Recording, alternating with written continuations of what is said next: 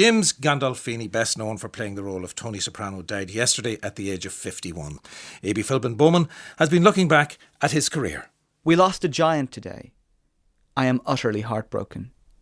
These were the words of Sopranos co-star Lorraine Bracco on the death of actor James Gandolfini. In addition to the TV role that made him a household name, Gandolfini had an impressive list of film credits. His imposing physicality meant that he was frequently cast in the role of henchman in films like True Romance, Get Shorty and 8mm. He was used to facing off against leading men like Christian Slater, John Travolta and Nicolas Cage. What do you do? You shoot me with your own gun, huh? Registered in your name?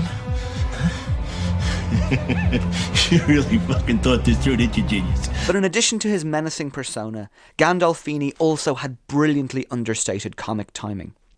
In Armando Iannucci's Iraq War satire In the Loop, Gandolfini played a US general, deeply uncomfortable with the gung-ho, trigger-happy approach of his president. Here he is, sneaking away from a party to a child's bedroom to explain to the Secretary of State why the impending war will be a disaster. Adding to the comedy, he's reduced to making his point using a child's talking calculator. So you add these together. Yeah. Very good.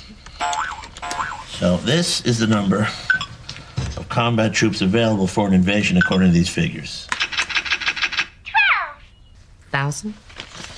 Well, 12. 12 troops. Oh, come on, you're shitting me. I am please. shitting you. Oh, 12,000 troops. 12,000 troops, but that's not enough. That's the amount that are going to die. And at the end of a war, you need some soldiers left, really, or else it looks like you've lost. However, Gandolfini will unquestionably be best remembered for the role of New Jersey mob boss Tony Soprano. For those unfamiliar with the series, its popularity may seem mysterious. Why should viewers in Ireland fetishise or celebrate the experiences of Italian-American criminals? But this view misses the truth that mob stories are revolutionary, because they challenge the Hollywood hierarchy of goodies and baddies. Where westerns, superhero films or rom-coms have clearly defined good guys who will save the day and get the girl, and clearly defined bad guys who are destined to be defeated, mob movies give us a far more realistic and recognisable world, in which everyone is morally compromised. The heroes in mob movies are, by definition, villains, and their struggle for survival against ruthless rivals and also against the forces of law and order are far more true to real life than the adventures of Superman, John Wayne or Meg Ryan. And while mob movies took this major step, The Sopranos took it one step further, offering us more than the 90-minute window of a standard Hollywood film, bringing this realistic world into a more realistic, long-form storyline, in which real lives and emotions had space to develop and breathe. Ironically, and true to life, Tony Soprano was a character who lived in this world of moral ambiguity, but longed for the simpler myths of Hollywood, as he told his henchman Silvio Dante. What the fuck happened to Gary Cooper? That's what I'd like to know. He died. Oh, fuck that. Gary Cooper. Now, there was an American. A strong, silent type. He did what he had to do. He faced down the Miller gang when none of those other assholes in town would lift a finger to help him.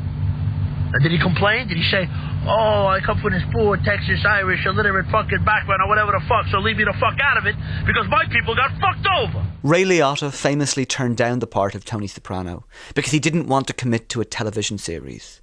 And yet The Sopranos kick-started a golden age of television drama, in part because James Gandolfini gave us a fully formed, morally ambiguous, utterly believable character. A mob boss who couldn't control his teenagers, suffered from depression and needed to go to therapy.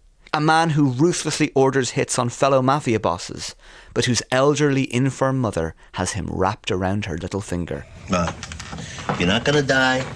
Your stuff's not going to be hauled off to the dump. But you do have to start planning for your future. You got the most rewarding chapter of your life coming up. You know my good jewelry? The stuff Dad gave you. Yeah, some of those pieces came right out of Cartier's window, huh? Listen, Com doesn't want it. Not now. What we both want is for you to live long and wear your sparklers to your grandchildren's graduations. I gave it all to your cousin Josephine. What the fuck, the good jewelry? She always admired it. They don't have much money. You gave a fucking cousin Cartier dinner rings and you give me a vibrating chair? Your wife never showed any interest in my jewels. She never complimented me on any of it, as I can remember. You listen to me now. Before you do any more serious damage to yourself or your grandchildren's inheritance, you're going to stop living alone right now. I'm not going to that nursing home. James Gandolfini and Nancy Merchant, also known as Tony and Livia